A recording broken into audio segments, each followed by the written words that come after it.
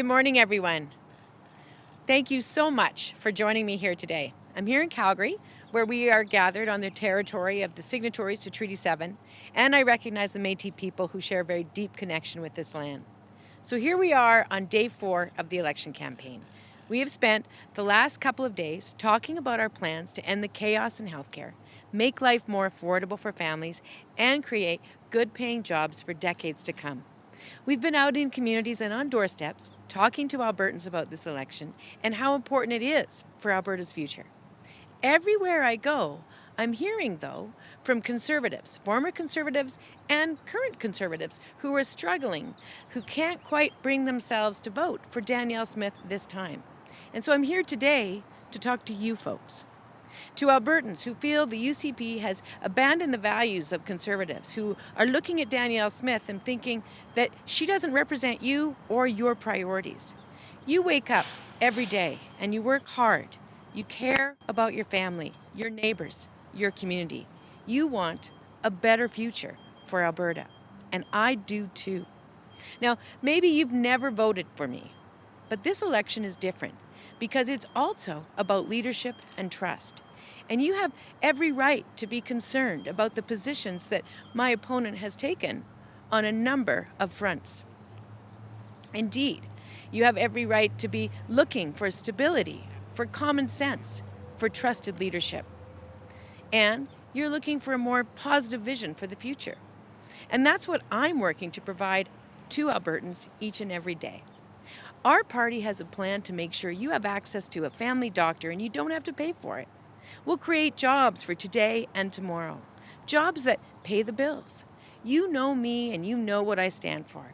I mean what I say. I don't flip-flop day by day. I look at all the evidence and I ask experts for their opinions. As a leader, that's just what one has to do.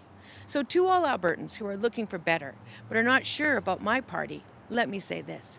I will be a premier for all Albertans. You know, there's a lot of spin out there right now, so let me clear a few things up. I know you're worried about costs. I am too. That's why, if I'm your premier, I will not raise your income taxes. I will not increase your fees. I will not increase your personal costs, because I understand the most important budget is the family budget. I know you're worried about Alberta's finances into the future as well. I am too. So I will take all the recommendations from former ATB Chief Economist Todd Hirsch, and I will run a balanced budget. I will take steps to get us off the fiscal roller coaster, and I will not run deficits. In 2015, when the price of oil dropped, I made a decision to support families. We had to do that because oil revenues at that point were down to about $3 billion a year. And that's compared to now. This year, they're forecast to be over $18 billion. So the fact is now we have to balance that budget. Finally, I know some of you are worried about the economy and how we raise Alberta's voice on issues that are important to us. Me too. I've spent the last 4 years talking to businesses and stakeholders across this province, and through that valuable feedback, we've put together a very thoughtful plan for our economy.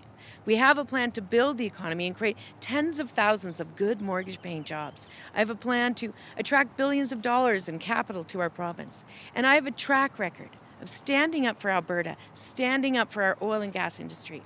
If I'm your premier, I will defend Alberta's interests and all of its industries, just like I did when I went toe-to-toe with BC's NDP government to make sure we got that Trans Mountain pipeline approved and under construction.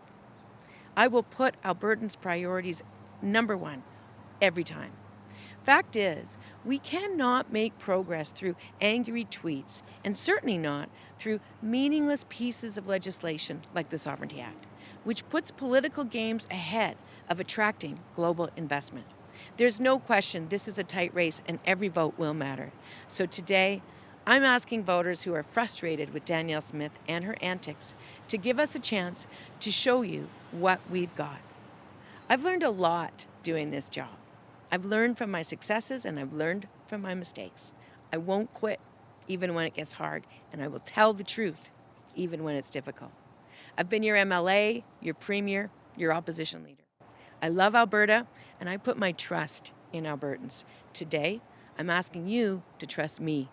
And if you do, I promise I will work every day to earn and maintain your trust. Thank you. So I'm We're going to happy begin with questions here on location. If you don't see me, I'm the person in the red off to the left of the leader here. We'll start on location. Please introduce yourself, name and outlet. We're going to start with Rick Bell. Oh, really? If he wants to, because he's first in line. Oh, am I? I didn't even realize I was in the line. Oh, yeah. Okay, Rick Bell, Calgary's Sun. You talked about running into people who perhaps voted Conservative before, and they're not sure what they're going to do this time. What is it exactly that they're telling you that is creating that uncertainty? What is it about Danielle Smith that is making them uneasy? Well, what is it? Well, they tell us that they think she's a very, very risky choice. They tell us that she flip-flops a lot on a lot of different things. They tell us that she changes her story on important issues. And they tell us that she's spent far too much time in her career tearing down healthcare, tearing down science, but also tearing down public healthcare and advocating for ways to make people pay more for healthcare. And so all those things make people very worried about whether they can really count on her leadership. And again, those are from long-standing Conservatives. They just don't think that she's going to provide our province the stability and the capability and the responsibility that folks are looking for. Many Albertans are honestly just a little bit exhausted by all the drama that we've had over the last 4 years through the UCP and the last 6 months under Danielle Smith, and they just want it to stop for a while. Supplementary is for, it's one thing to go maybe from Conservative to Liberal, but I'm just talking in terms of brand. Conservative to NDP is, a little bit of a longer walk, perhaps, at least in some people's mind.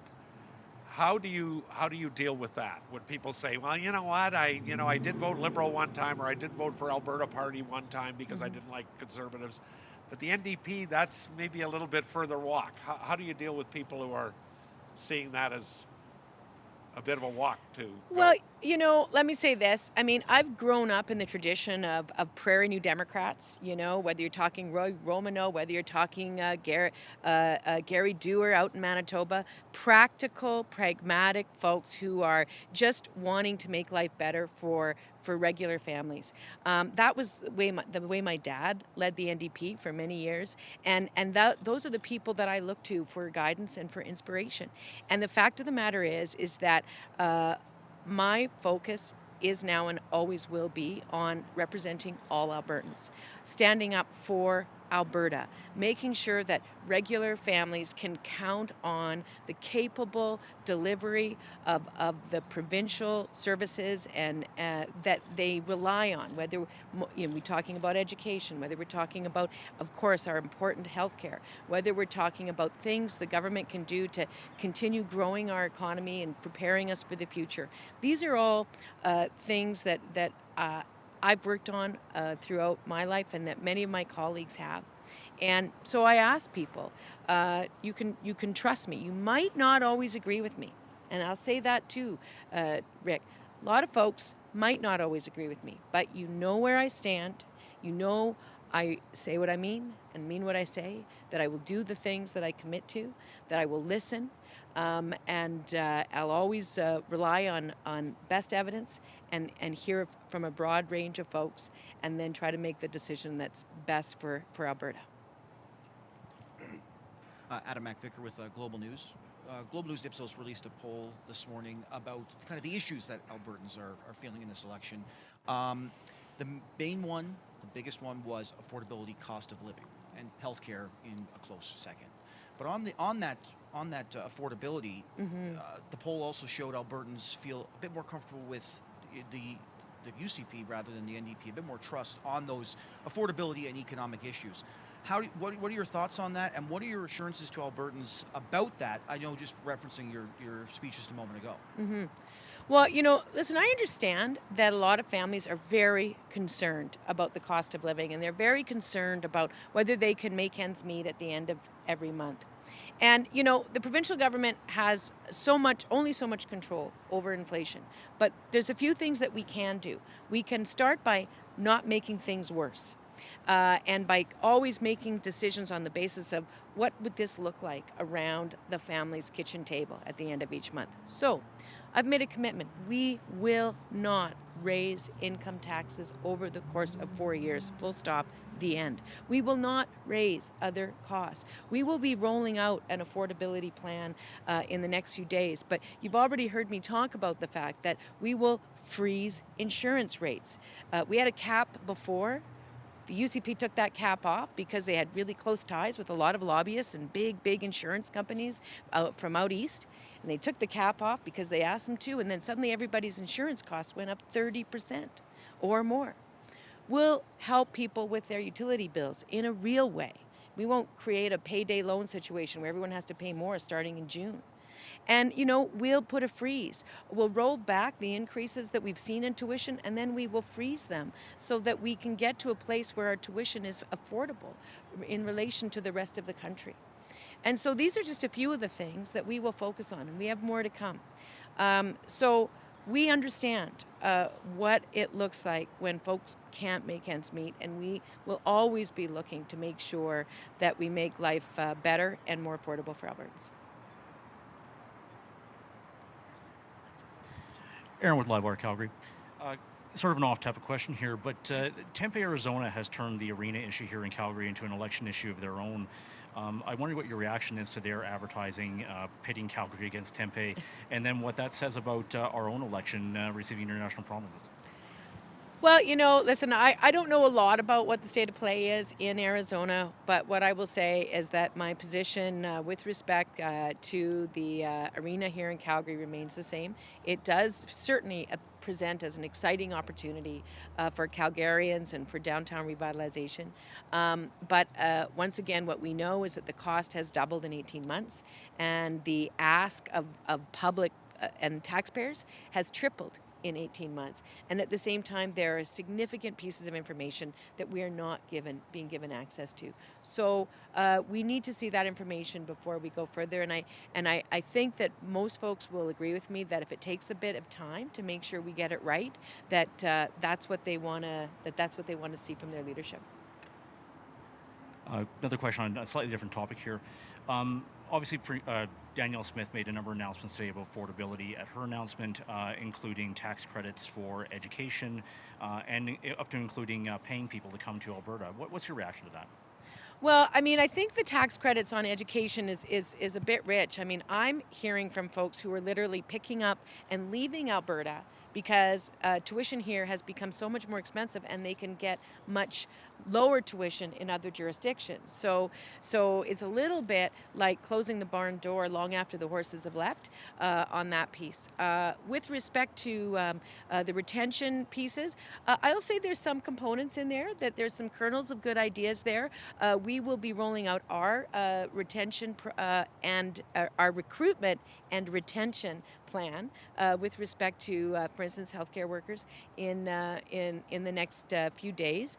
But I will say this, that we need to focus not just on recruitment, but also on retention. And that means making sure we have a strong, positive, respectful relationship with the working people who we need to support our healthcare and drive our economic growth. Tim Brooke with CTV. You poked at the economy there. I just want to get a little bit more. Are there specific initiatives you're going to launch here to try to stimulate the economy? What are you going to do to bring more people here and create more jobs? Well, thank you so much for that question. So yesterday in Edmonton, we were really pleased to announce as part of our platform, our competitiveness, jobs, investment strategy, something that we first rolled out here in Calgary at the Calgary Chamber of Commerce back in December. And it includes a number of components, but in short, it's a plan that will create almost 50,000 jobs, and it will attract tens of billions of dollars of investment to Alberta. We want to restore the digital media tax credit. We want to establish an investment tax credit to help attract emerging and growing businesses. We've established the Alberta Futures Tax Credit, which will again attract capital into emerging sectors and also support those businesses that are specifically creating good paying long-term jobs in innovative sectors. We propose a regulatory fast pass so we can get projects that have whose proponents have good, strong records in terms of paying their taxes, following the rules, respecting environmental laws, and let's get those projects moving faster. We can do that. And then finally, we proposed expanding the Alberta Indigenous Opportunities Corporation, a good idea from the Kenney government from a few years